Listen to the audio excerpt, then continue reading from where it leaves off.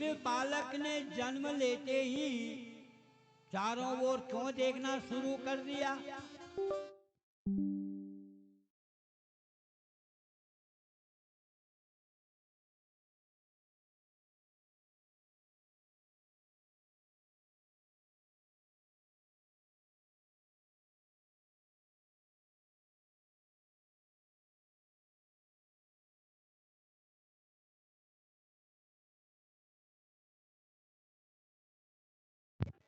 जिस सुदर्शनधारी ने मुझे गर्भ में बचाया वो इस भीड़ में कहाँ है? भगवान को पता चला ठाकुर जी को कि मेरी बहन सुभद्रा के यहाँ घर पौत्र हुआ है, तो मेरे ठाकुर जी भी आशीर्वाद देने के लिए आए। छोटा कुर्ता टोपी लेकर के पधारे हैं श्री कृष्ण प्रभु। इस बालक को सभी गोद में लेते हैं, लेकिन किसी की गोद में जाकर वो हंसता नहीं है, उदास हो जाता है परीक्षित। ये भी नहीं है, ये भी नहीं है। लेकिन जैसे ही ठाकुर जी पहुंचे, गोविंद पहुंचे, कन्हैया ने जैसे ही उसको अपनी गोद में लिया, गोद में जाते ही राजन परीक्षित खिलखिला करके जोर से हंसने लगे। प्रभु ने उसके सिर पर अपना दाहिना हाथ घुमाया, उसका नाम परीक्षित रखा और श्रीमान परीक्षित के नाम से जाने लगे। श्री सूजी महाराज कहते हैं, ऋषियों, ऐसा परम लाडला भक्त ब्रह्मा की सृष्टि में एकमात्र बालक ऐसा है। देखो, जिसने जन्म लिया बाद में और प्रभु का दर्शन कर लिया पहले, जन्म से पहले गर्भ में जिसने प्रभु के दर्शन कर दिए, ऐसा बालक केवल परीक्षित है। लेकिन अर्जुन जब कृष्ण के साथ द्वारिका चले गए, अर्जुन की आंखों के सामने यदुवंशी मारे गए।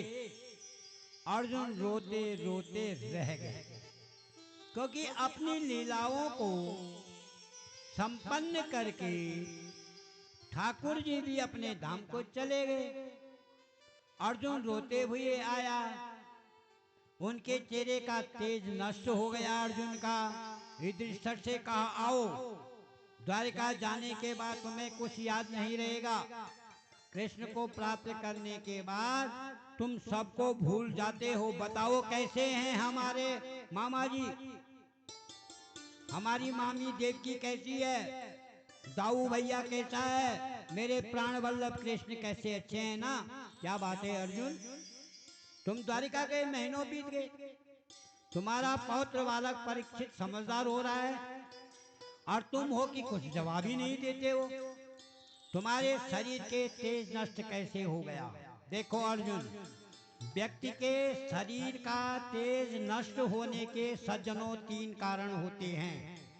नंबर 1, अगम्या स्त्री के संग समागम। दूसरा, गाय का वध गलती से भी हो जाए। तीसरा, जिसके बिना जीवन में हमने एक दिन भी रहना नहीं सीखा, वो हमेशा के लिए छोड़ करके चला जावे तो उसकी याद में तेज नष्ट हो जाता है। ऐसी कोई गलती तुमसे तो नहीं हो गई, ऐसा कोई अपराध तो नहीं किया तुम? अर्जुन धड़ाम से चरणों में गिरे, रो रो कर बोले, भैया जी, वंचितो हम महाराज हरिणाम मधुरूपिणाम येन मे अप्रेतम तेजो देवो विस्पापनम महत्। भैया जी, जिन श्री कृष्ण के बिना एक मिनट भी हमने रहना नहीं सीखा, वही मेरे बंधु, वही मेरे स्वामी, वही मेरे परमदेव गुरुदेव श्री कृष्ण आज हम सबको छोड़कर के चले गए। बस जिस श्री कृष्ण ने आशीर्वाद से बड़े बड़े राजाओं के सम्मुख हमने द्रौपदी जैसी भार्या प्राप्त की, जिन श्री कृष्ण के आशीर्वाद से हमने दुर्वासा जैसे ऋषि को क्रोध से अपने आप को सुरक्षा पाया, जिन श्री कृष्ण के आशीर्वाद से किरात रूप होकर आए, भगवान शंकर को मैंने संतुष्ट कर दिया, आज वही मेरे प्राण वल्लभ श्री कृष्ण हमें छोड़कर चले गए। अब सजो जैसे ही माता कुंती ने सुना तो मेरे ठाकुर जी चले गए। ये समाचार सुनते ही धड़ाम से जमीन पर गिर पड़ी और 1 मिनट में उनके प्राणों का अंत हो गया। राम कहते कहते जैसे दशरथ जी के प्राणों का अंत हो गया, वैसे ही पांडवों की माता कुंती ने कृष्ण कृष्ण का कर स्मरण किया और 1 मिनट में अपने प्राणों का अंत कर दिया। अब युधिष्ठिर ने अर्जुन से कहा, अरे पागल, इतनों दिनों में तो तुम आए, ये भी अप्रिय समाचार लेकर आए, मंत्री को बुलाया। कृष्ण के वियोग में बड़े दुखी मन से राजन परीक्षित को उन्होंने गद्दी पर बैठा दिया। अब छोटा सा बालक है, राजगद्दी दे दी। बोले कृष्ण के बिना हम इस भूमि पर नहीं रह सकते, अच्छा गोपाल के बिना हमें नहीं रह सकते। परीक्षित ने कहा, बाबा मैं तो अभी छोटा बच्चा हूं, आप लोग मुझे छोड़ करके कहां जा रहे हैं? पांडव बोले, बेटा जीवन में 3 बातें हमेशा याद रखो सज्जनों। आंखों के सामने कभी पाप होते हुए नहीं देखना, नंबर 1। दूसरा, शरण में अगर शत्रु भी आ जावे तो उसे क्षमा कर देना। तीसरा, अतिथि का सदा सत्कार करना। ये 3 बातें जिस गृहस्थ के जीवन में है, उसके जीवन में संकट सज्जनों नहीं आ सकता। चारों भाइयों के प्राणों का अंत हुआ, द्रौपदी का भी पतन बीच में हुआ, धर्मराज युधिष्ठिर ही स्वर्ग पधारे। यद्यपि 1 मिनट के लिए उन्हें भी नरक का दर्शन करना पड़ा, अंत में उन्हें अपने धाम की प्राप्ति हो गई। युधिष्ठिर जी को पांडवों ने अपने जीवन में यही अपनाया, कृष्ण के अलावा कुछ स्मरण ही नहीं किया। एक में जीवन को निष्ठा से लगाओ, जीवन को कृष्ण में बनाओ, यही जीवन की सार्थकता है। इसलिए बांके बिहारी के चरणों में प्रेम बढ़ाना चाहिए। अब ये परीक्षित बड़े भागी, पांडव लोग प्रशासन करके तो चले गए, लेकिन उनके द्वारा जो उपदेश प्राप्त हुआ राजन परीक्षित को, वो उनके जीवन को महान बना गए। इसलिए बचपन से ही उसमें क्या थी? दृढ़ता। जीवन में 3 बातों को आप उतार लीजिए। आज के व्यक्ति में इतनी अशांति क्यों है? हम किसी भी व्यक्ति से मिले कहते हैं महाराज बहुत टेंशन में हैं, कभी बेटा बात नहीं सुनता तो टेंशन में है। टेंशन मिटाना चाहते हो सज्जनों, 3 बातों को जीवन में ध्यान में रखें। जो होगा उसे मैं रोक नहीं सकता, जो नहीं होगा वो कभी नहीं होगा, जो हो रहा है वो प्रभु की इच्छा से हो रहा, फिर टेंशन क्यों? इसलिए तो मैं सत्कर्म करो, अच्छे कर्म करो, भगवान की कथाओं को सुनो। परीक्षित बड़े महाप्रतापी राजा, सज्जनों समय धीरे धीरे व्यतीत हो रहा था। परीक्षित राजा का विवाह हो गया। अब परीक्षित राजा का विवाह हो गया, उनकी पत्नी का नाम पता है क्या? ईरावती। परीक्षित की पत्नी का नाम है ईरावती। समय के अनुसार राजन परीक्षित के 4 पुत्र हुए। जो बड़े पुत्र हैं उसका नाम है जन्मेजय। शास्त्र ऐसा कहते हैं, लालिये 5 वर्षाणि 10 वर्षाणि ताड़िये प्रापेते तु 16 वर्षे पुत्र मित्रम वराचरे। बच्चे को आप 5 वर्ष तक लालन पालन करो, 10 वर्ष तक बच्चे को ताड़ना भी दे सकते हो, लेकिन बालक जब 16 वर्ष का हो जाए, कंधे के बराबरी का हो जाए, तो पुत्र को पुत्र मत मानो, फिर तो पुत्र को मित्र मानो, पुत्र की सहायता लो। बोलो बाल कृष्ण लाल प्रभु की जय हो। आदरणीय सूची कहते हैं, परीक्षित देखो मेरा प्रशासन बड़ा सुंदर है, गायों की असनों से दूध स्वयं निकलता है, कोई व्यक्ति अपने घर में ताला नहीं लगाता राजन परीक्षित के शासन काल। चोर डाकू परीक्षित के शासन में नहीं होते हैं। ऐसा सुंदर राजन परीक्षित का प्रशासन था। राजन परीक्षित ने सोचा, मेरा बड़ा पुत्र अब राज्य कार्य के संभालने लगा, अब मुझे ऊपर की तैयारी करनी चाहिए। एक संत ने कहा, आप 24 घंटों को 3 घंटों में बांट लो सज्जन। 8 घंटे सोओ, 8 घंटे कमाओ और 8 घंटे प्रभु का भजन करो। भगत ने कहा, 8 घंटे सोने के तो ठीक हैं, कमाने के 8 घंटे ठीक हैं, लेकिन आपने ये जो भजन का 8 घंटा बताया ना, ये बहुत ज्यादा है महाराज। संत ने कहा, तो 4 भागों में बांट लो। 6 घंटे सोना, 6 घंटे कमाओ, 6 घंटे खेलो, 6 घंटे भजन करो। भगत बोला, आपने सोने में 2 घंटे कम कर दिए। पहले तो कम ही लगते थे, कमाने में 2 घंटे कम कर दिए। वो सब 8 ही कम थे, खेलना तो ठीक है, जैसे तैसे कर लेंगे, लेकिन ये भजन के 6 घंटे बहुत ज्यादा लगते हैं। उस महात्मा ने कहा, तुम 21 घंटे कुछ भी करो, केवल 3 घंटे ईमानदारी से भगवान के लिए निकालो। अब 24 घंटे में 3 घंटे जिसने ईमानदारी से प्रभु के लिए निकाले, उनके 21 घंटों में सज्जनों कभी संकट नहीं आ सकता, कोई तकलीफ नहीं आ सकता। लेकिन आजकल 3 घंटे तो क्या, 3 मिनट भी भगवान के लिए नहीं निकालते। बोलो बाल कृष्ण लाल प्रभु की। और भगवान की स्तुति करते हैं तो क्या कहते हैं, भगवान की तरफ मुख है तो व माता, फिर शरीर घुमाकर जूता देखते हुए बोलते हैं, चपिता त्वमेव। फिर भगवान की ओर कहते हैं, त्वमेव बंधु, फिर जूते की ओर देखते हैं, फिर क्या कहते हैं, सखा त्वमेव। मेरे कहने का भाव ये है सज्जनों, परमात्मा का भजन निष्ठा से करो, बनावटी नहीं। भगवान कहते हैं, एक बार आकर के राम जी में आप कहा तो मैं तो प्राणी मात्र को भेज देता हूँ। अब ये मेरी प्रतिज्ञा है। सज्जनों, परीक्षित महाराज ने सोचा, आधी उम्र तो निकल गई, आधी और निकल जाएगी। अब एक दिन उन्होंने बाबा पांडवों के खजाना को खोजा। परीक्षित ने तो खजाने में चमकते हुए सुंदर मुकुट को देखा। बाबा लोगों के समय का मुकुट है। कौतूहलवश पहन लिया। पहन करके राजन परीक्षित वन में चले गए।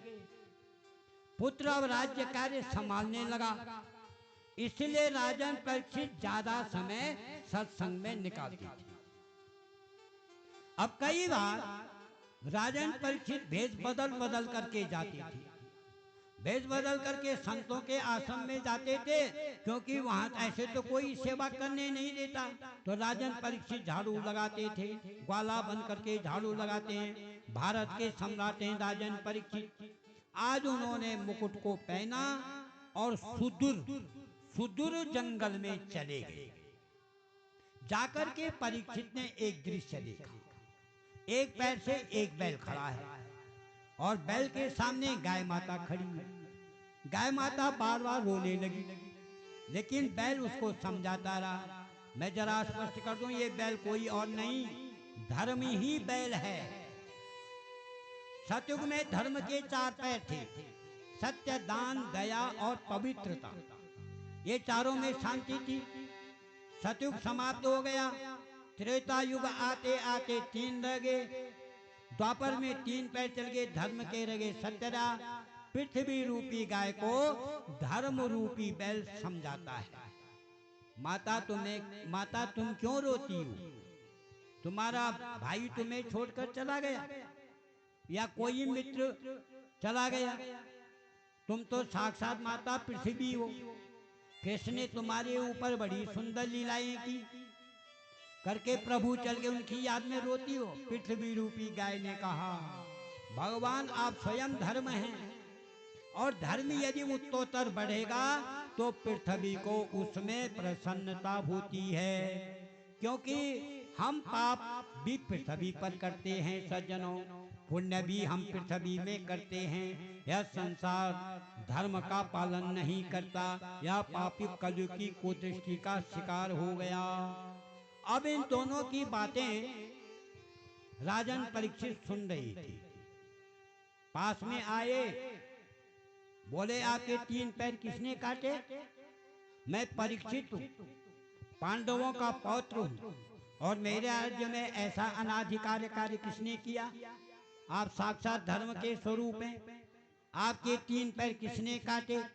मैं उस व्यक्ति को दंड दूंगा। धर्म रूपी बैल बोला, राजन किसका नाम लें हम? यदि हम कर्म कांडियों की बात माने तो कर्म कांडी क्या कहते हैं?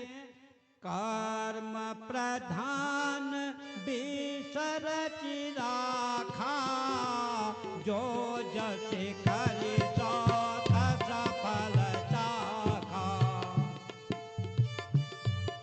कर्म प्रधान बिसरति राखा, जो जैसे करे सो तस फल चाखा।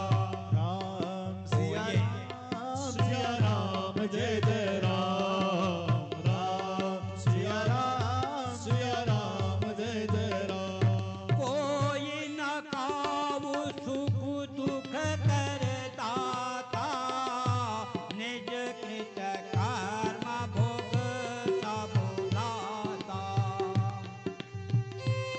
देखो, कोई किसी को तकलीफ नहीं दे सकता, कोई किसी को कष्ट नहीं दे सकता, अपने कर्म से ही मिलता है। बैल रूपी धर्मराज कहता है, यदि कर्म की प्रधानता को मैं मानूं तो मेरा कर्म ऐसा ही हुआ होगा। वह जिसने मेरे 3 पैर काट दिए, मीमांसा शास्त्रों के जानकारों की बातों पर विश्वास करें तो कहते हैं सुख और दुख दोनों मन की कल्पना है। देखो, जैसे सज्जनों, एयर कंडीशन कमरे में सोने से जो सुख हमें मिलता है, वो ही सुख एक कुत्ते को गंदी नाली में सोने से मिलता है। बादाम की चिक्की खाने पर जो सुख हमें मिलता है, वही सुख गाय भैंस को हरी घास खाने में मिलता है। वह जिसे हमें दुख माना है वो दुख है, जिसे सुख मान लिया वो सुख है। ये तो मन की कल्पना है। बोलो बाल कृष्णलाल प्रभु की जय हो। अब राजन परीक्षित कहते हैं, आप तो ठीक ही कह रहे हैं, लेकिन मैं उस व्यक्ति को ढूंढूंगा, प्रयास करूंगा, आपको तकलीफ देने वालों को मैं छोड़ नहीं सकता। इतना कह करके जैसे ही परीक्षित चले, एक लंबा तगड़ा विशाल पुरुष, बड़ी बड़ी आंखें, बड़ी बड़ी मूछें, लंबी लंबी भुजा और काला काला चेहरा, तलवार हाथ में लेकर और एक पैर से खड़े हुए बैल के उस पैर को भी काटने के लिए उतारू हो गया। काला पुरुष और कोई नहीं, इसी का नाम सज्जनों कलयुग है। अब कलयुग नहीं चाहता है कि एक भी पैर धर्म के सुरक्षित रहें। कथा में बैठने के बाद यदि आपिस याद आवे तो समझो कलयुग गड़बड़ी कर रहा है। कथा में बैठने के बाद यदि याद आवे, कथा सुनने आ गई, बिरनी घर में अकेली होगी, कहीं दाल में नमक ज्यादा न डाल देवे, कहीं साग में मिर्च ज्यादा तो नहीं डाल देगी, ऐसे विचार आपको कथा में बैठने के बाद आवे तो समझो कलयुग गड़बड़ करता है। और कथा में बैठने के बाद नींद यदि नहीं आवे तो समझो कलयुग 100% गड़बड़ी करता है। क्यों? वो नहीं चाहता धर्म रहे। परीक्षित महाराज ने कहा, कौन हो तुम? एक पैर से खड़े हो, इस बैल के इस पैर को काट रहे हो, शर्म नहीं आती तुम्हें? कलयुग ने देखा परीक्षित मुझे मारने दौड़ रहे हैं, तुरंत वो राजन परीक्षित के चरणों में गिर पड़ा। नते गुडाकेश यशोधराणाम बंदा जले वे बयमत किंची। तुम तो मेरी शरण में आ गए हो बाबा। लोगों का आदेश था, शरण में शत्रु भी आवे तो उसे क्षमा कर देना। कलयुग ने राजा के चरणों का स्पर्श किया, यही कारण है परीक्षित राजा की मति भी भ्रष्ट हो गई और राजा ने उसे क्षमा कर दिया। लेकिन तुम हो कौन? मैं कलयुग हूं, मेरी शरण में रहने का अधिकार तुम्हें नहीं। कलयुग ने प्रार्थना की और कहा, देते उन्हीं स्थानों पे मैं रह सकता हूँ, श्री परीक्षित को कलयुग पर दया आ गई और उन्हें 4 जगह दे दी। परीक्षित ने धूतम पानम श्रियम सोना यत्रा शर्म चतुर्विधु। जुआ में कलयुग का वास होता है। जो धूत क्रीड़ा करते हैं उनके घर में कपट के रूप में कलयुग रहता है। जुआ बिना कपट के नहीं जीता जाता। यदि कोई सच्चाई के साथ जुए में जीतना चाहे तो धर्मराज युधिष्ठिर भी नहीं जीत सके। सुरापान मानव को कैसा बर्बाद कर देता है। शराब पीने वाले ऐसे ऐसे आदमियों को देखा है। शराब में मत होकर गंदी नालियों में आने मुंह पड़े हैं। मदिरा में मद के रूप में भी कलयुग का वास होता है। परिस्त्री गमन इस कुचित कार्य के रूप में कलयुग का वास होता है। लेकिन कलयुग ने देखा जब तक राजा पर असर नहीं होगा उस राज्य में रहने का मतलब भी क्या है। राजन परीक्षित न जुआ खेलते हैं, न शराब पीते हैं, न परिस्त्री गमन करते हैं, न किसी की हिंसा करते हैं। कलयुग बोला ये सब जगह तो गंदी है, कोई अच्छा सा स्थान और दे दो महाराज, बड़ी कृपा होगी आपकी। तो जाने क्यों परीक्षित के मुखार बिंदु से निकल गया, जाओ सोने में भी तुम्हारा वास होगा। सज्जनों, परीक्षित का मुकुट भी सोने का था और कलयुग ने सूक्ष्म रूप बनाया, मुकुट में होकर के मस्तिष्क पर प्रवेश कर गया। लेकिन गीता में लिखा धांतु नाम अस्मिन कांचनम। गीता में श्री कृष्ण प्रभु कहते हैं संसार में जितनी भी धातु हैं उसमें सोने मेरा स्वरूप है, सोने के रूप में वास करता हूँ। बोलो बाल कृष्ण लाल प्रभु की जय। आचार्य श्री सूची कहते हैं, क्या कहते हैं, परीक्षित का मुकुट जिसमें कलयुग ने प्रवेश किया वो भी बेईमानी का है। और कहाँ ईमानदारी का। राजन परीक्षित ने जो मुकुट पहन रखा था वो पांडवों का मुकुट नहीं था सज्जनों, ये जरासंध का मुकुट था। क्योंकि जरासंध को मार करके पांडव लोग इस मुकुट को ले आए और जरासंध तो बड़ा पापी था। इस दुर्गुण की वजह से मुकुट में भी होकर कलयुग मस्तिष्क पर प्रवेश कर गया।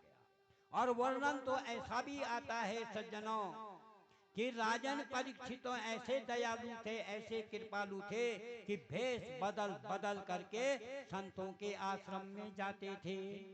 पहले थे राजा क्षत्रिय, वैश्य ब्राह्मण के घर का भोजन नहीं करते थे सज्जनों।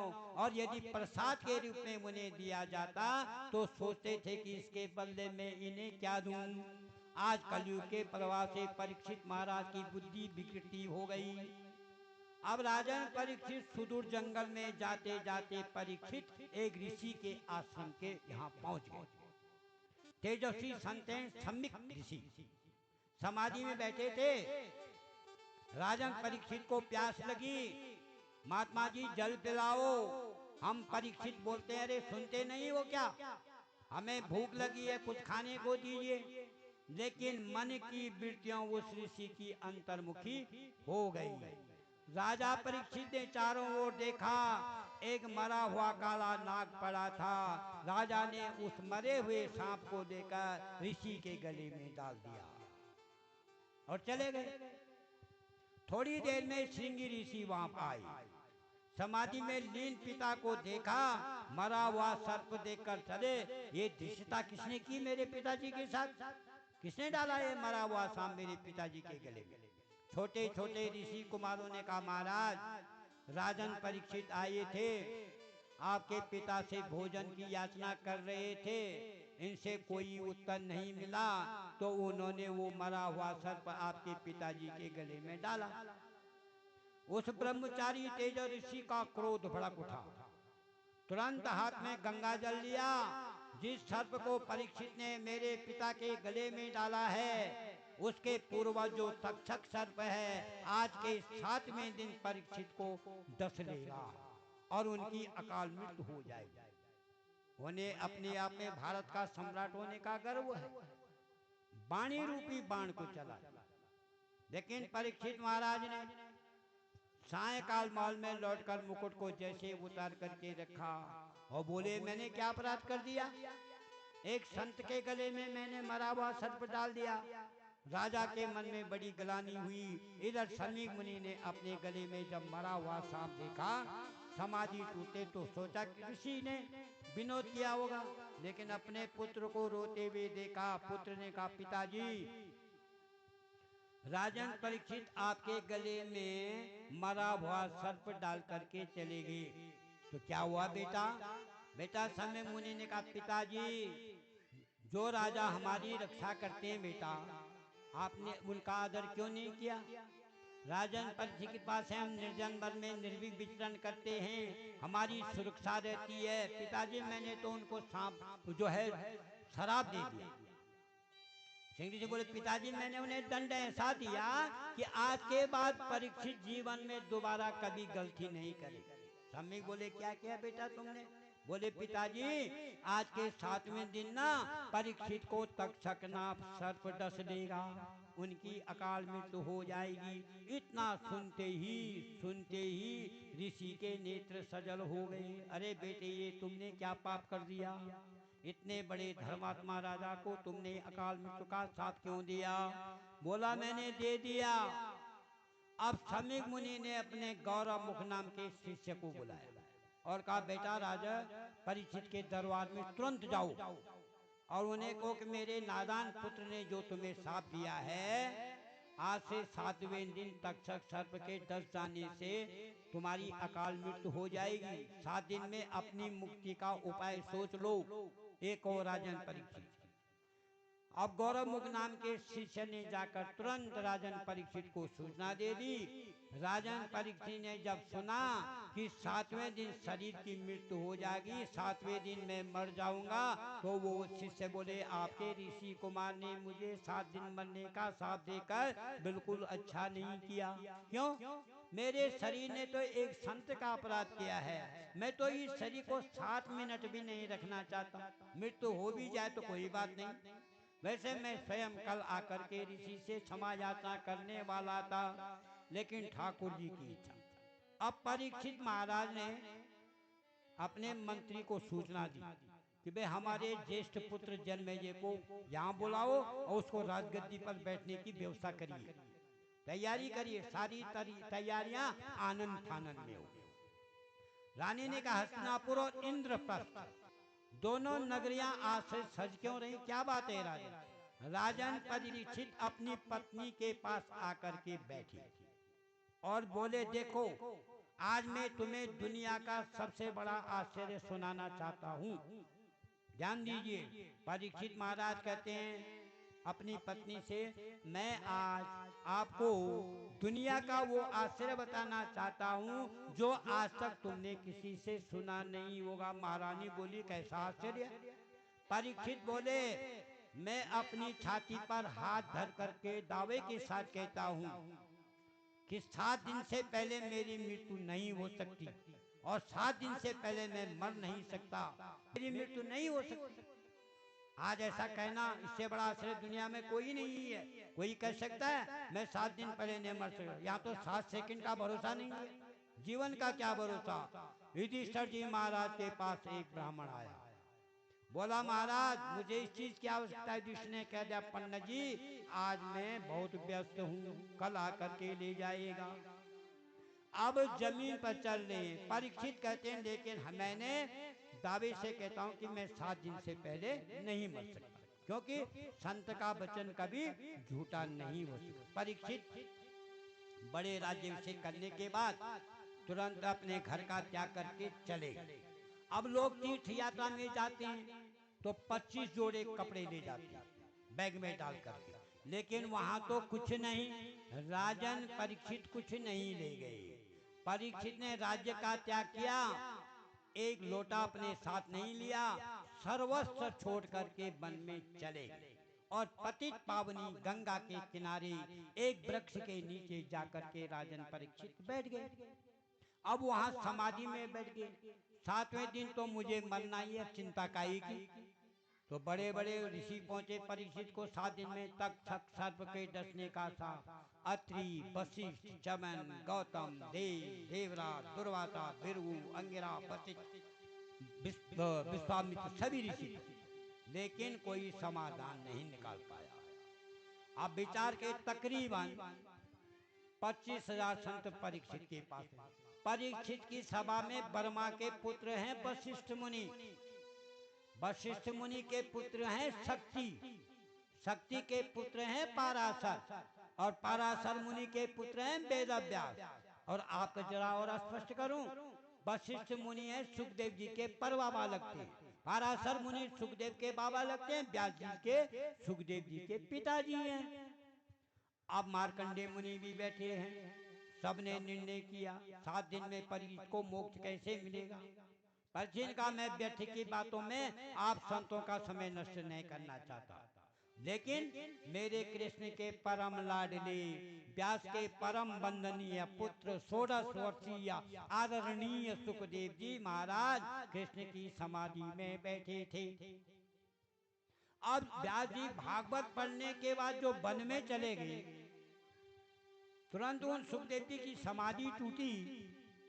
सुखदेव जी का मन कहता है चलो मैं परीक्षित के पास चलूं। तो सुखदेव जी महाराज चले 4 अंगुल की लंगोटी के अलावा जिनके शरीर पर कोई वस्त्र नहीं है, जैसा चमकता हुआ चेहरा। सुखदेव जी महाराज का आगमन हुआ, इतना ऊंचा संत आ रहा है तो भीड़ लग होगी, 2-4 हजार लोग होंगे, 4,000 लोग होंगे, नहीं, सुखदेव जी के साथ एक भी शिष्य नहीं है।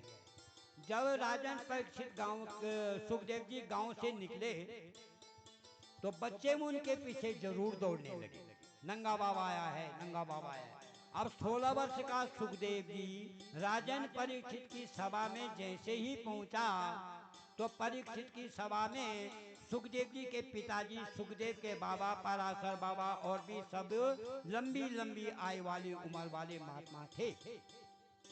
वो सब 16 वर्ष के सुखदेव जी को देखकर खड़े हो गए, बोले सुखदेव जी महाराज की जय हो। इन लोगों ने तो खाना ही नहीं खाया। सुखदेव जी परीक्षित बोले मुक्ति तुम्हें मिल गई। राजन परीक्षित के हर्ष की सीमा नहीं रही, सुखदेव जी के चरणों में प्रणाम किया। आपको सुखदेव जी का एक परिचय और दूं, सुखदेव जी का कोई आश्रम नहीं है, सुखदेव जी के पास पानी पीने के लिए कमंडलू भी नहीं है, केवल 4 अंगुल की लंगोटी पहने हैं, वो भी किसके, केले के छिलके की। सुखदेव जी जाकर बैठे। सुखदेव जी का नियम था जितना समय एक गाय को दूहने में लगता है उतनी ही देर एक दरवाजे पर खड़े होते थे, 5 घरों से भिक्षा लेते थे और फिर जाकर के उसी का भोजन करते थे।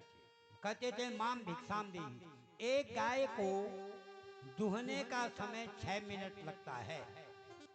अब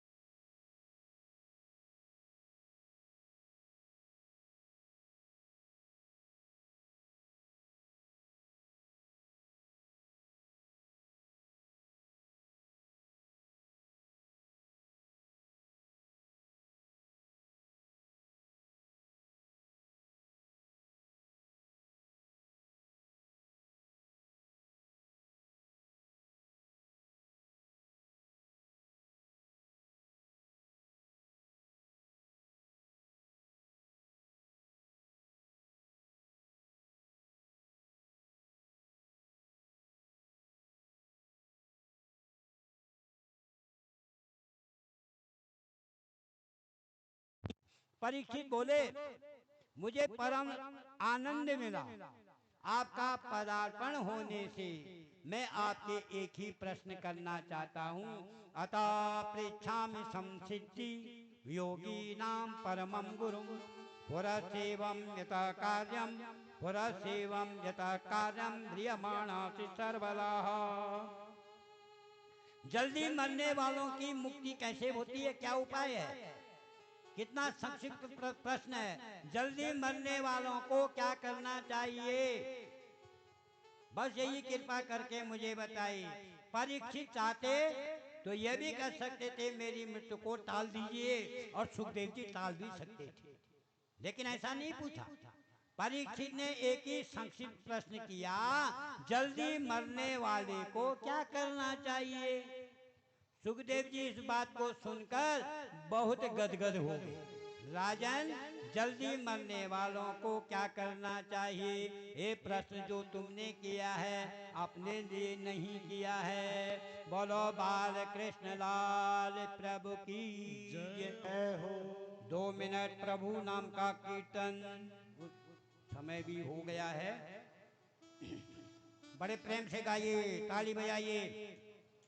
मिटे अति प्यारा लगा दो उत्तराखंड, मिटे अति प्यारा लगा दो उत्तराखंड, मिटे अति प्यारा लगा दो उत्तराखंड, मिटे अति प्यारा लगा दो उत्तराखंड, मिटे अति प्यारा लगा दो उत्तराखंड, मिटे अति प्यारो लागो उत्तराखंड। ऊंचे नीचे डांड काठी, ऊंचे नीचे डांड काठी, यका पर मिले ठंडा उत्तराखंड, यका पर मिले ठंडा उत्तराखंड, यका पर मिले ठंडा उत्तराखंड, यक पर मिले ठंड उत्तराखंड। पार्वती ना जन्म लेनी, ओ पार्वती ना जन्म लेनी, भये से बजे का सांगा उत्तराखंड, पाए शिवाजी का संग उत्तराखंड, मिटे अति प्यारा लगा दो उत्तराखंड, मिटे अति प्यारा लागो उत्तराखंड।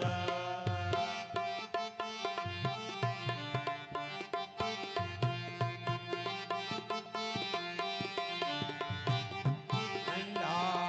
अरे घाणे घाणे डाले बुटली, ओ घाणे घाणे डाले बुटली, यका मृग का झंडा उत्तराखंड, यका मृग का झंड उत्तराखंड, मिटे अति प्यारा लगा दो उत्तराखंड, मिटे अति प्यारा लागो उत्तराखंड, मिटे अति प्यारा लगा दो उत्तराखंड, मिटे अति प्यारा लागो उत्तराखंड, गंगा जमुना बद्र केदारा, ओ गंगा जमुना बद्र केदारा, यका देवताओं का कुंड उत्तराखंड, यका देवताओं का कुंड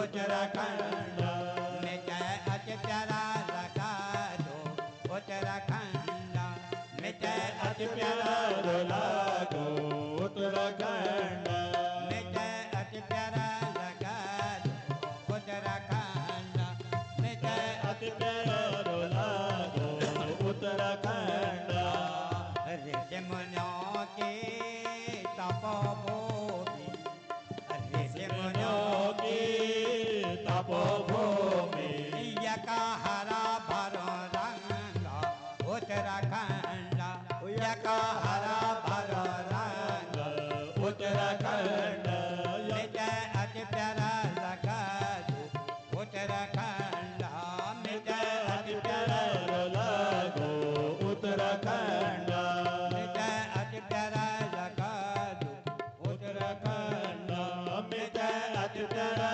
लागो उत्तराखंड, मिटे अति प्यारा लगा दो उत्तराखंड।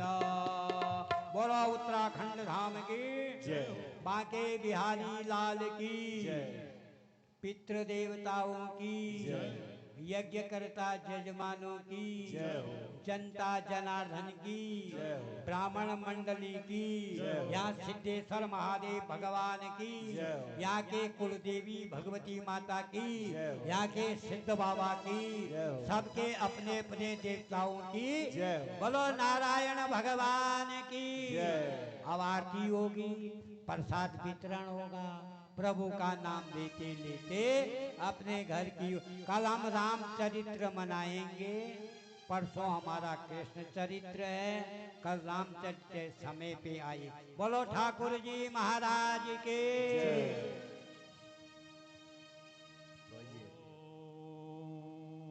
मह चंद्रमा मनसो जात चक्षुः सूर्यो अजायत श्रोत्रांगायुष्य प्राणस्य मुखात् अग्निरजायत ॐ ज्वालामालिन्ये नमः सर्वोपचारार्थे गन्धाक्षतपुष्पं समर्पयामि गजाननं भूतगणादिसेवितं कपिध्वजम्बो फलचारभक्षणम् उमासुतं शोकविनाशकारकं नमामि विघ्नेश्वरपादपङ्कजं नमामि विघ्नेश्वरपादपङ्कजम् ॐ जय जगदीश हरे स्वामी जय दीनानाथ हरे भक्त जनों के संकट दास जनों के संकट क्षण में दूर करे ओम जय जगदीश हरे जो ध्यावे फल पावे दुख विनसे मन का स्वामी दुख विनसे मन का सकी ओम जय जगदीश हरे तुम पूर्ण परमात्मा तुम अंतर्यामी स्वामी तुम अंतर्यामी पार ब्रह्म परमेश्वर परम पिता परमेश्वर प्रभु सबके स्वामी ओम जय जगदीश हरे तुम करुणा के सागर तुम पालन करता स्वामी तुम पालन करता मैं मूरख खल कामी मैं सेवक प्रभु स्वामी कृपा करो भरता ओम जय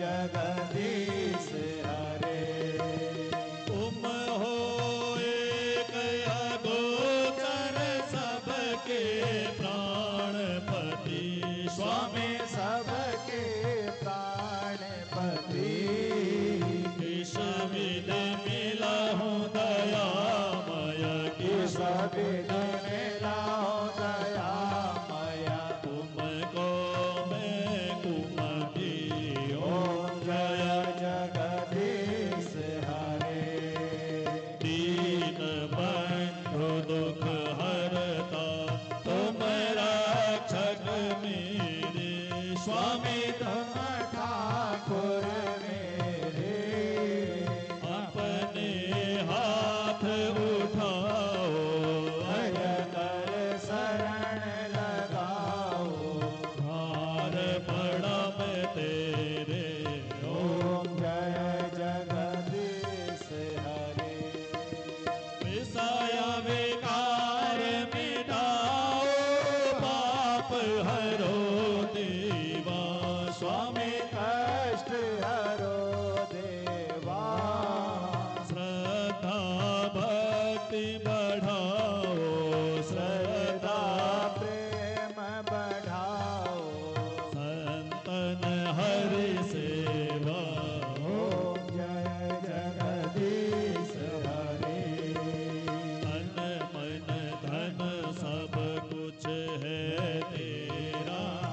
स्वामी सब कुछ है तेरा, तेरा तुझको अर्पण प्रभु जी का प्रभु को समर्पण, क्या लागे मेरा। ओम जय जगदीश हरे। श्याम सुंदर जी की आरती जो कोई जन गावे, बोले प्रेम सहित गावे। कहत शिवानंद स्वामी मन भजत हरि हर स्वामी मन वांछित फल पावे। ओम जय जगदीश हरे। ओम जय जगदीश हरे। स्वामी जय दीनानाथ हरे। भक्त जनों के संकट दास जनों के अवगुण बंसी वाला दूर करे। ओम जय जगदीश हरे। जय शिवा ओंकारा, बोले हर शिव ओंकारा। ब्रह्मा विष्णु सदा शिवा, भोले भोलेनाथ महाशिव। हर धागी धारा। ओम जय शिव ओंकारा। एकानन चतुरानन पंचानन राजे, भोले पंचानन राजे। हंसासन गरुड़ासन, हंसासन गरुड़ासन। वृषवाहन साजे। ओम हर हर महादेव। चार चतुर्भुज दश भुज अति सोहे, भोले दस भुज अति सोहे। तीनों रूप निरखता, संकर रूप चमकता। त्रिभुवन जन मोहे। ओम जय शिव ओंकारा। अक्षमाला वनमाला रुंडमाला धारी, भोले रुंडमाला धारी। चंदन मृग मद लेपन, चंदन मृग मद लेपन। भोले शुभकारी। ओम हर हर हर महादेव। श्वेतांबर पीतांबर बागांबर, भोले बागांबर। शनकादिक ब्रह्मादिक शनकादिक ब्रह्मादिक भूतादिक सर्गे। ओम हर हर हर महादेव। हर में श्रेष्ठ कमंडल चक्र त्रिशूल धरता, भोले चक्र त्रिशूल धरता। जग करता जग हरता, सुख करता दुख हरता। जग पालन करता। ओम हर हर हर महादेव। ब्रह्मा विष्णु सदा शिव जानत अविवेका, भोले जानत अविवेका। प्रणवाक्षर के मध्य ओमाक्षर के मध्य, यह तीनों एका। ओम हर हर हर महादेव। काशी में विश्वनाथ विराजे, नंद ब्रह्मचारी। भोले नंद ब्रह्मचारी। नित उठ भोग लगावे, शंकर जी का घर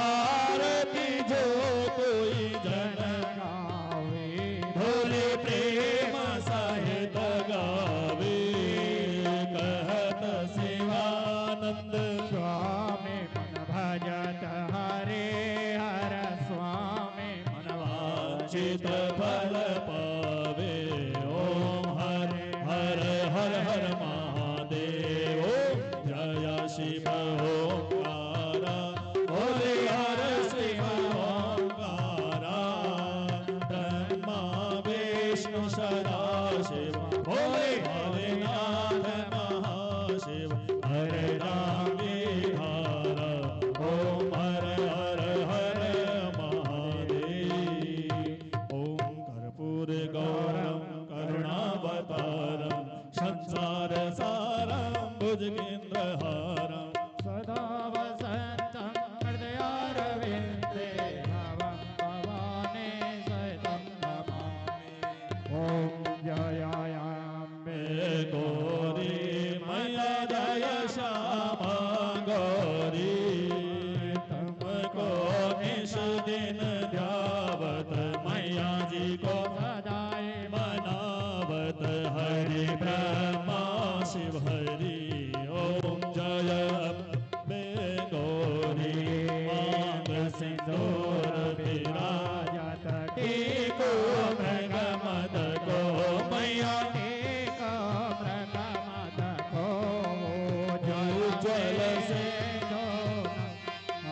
निर्मल से नयना चंद्र बदन को ओम जय अम्बे गौरी कनक समान कलेवर रकांबर राजे मैया रकांबर राजे रक्त पुष्प गलमाला लाल फूल गलमाला कंठन पर साजे ओम जय अम्बे गौरी कानन कुंडल शोभित नासा मोती मैया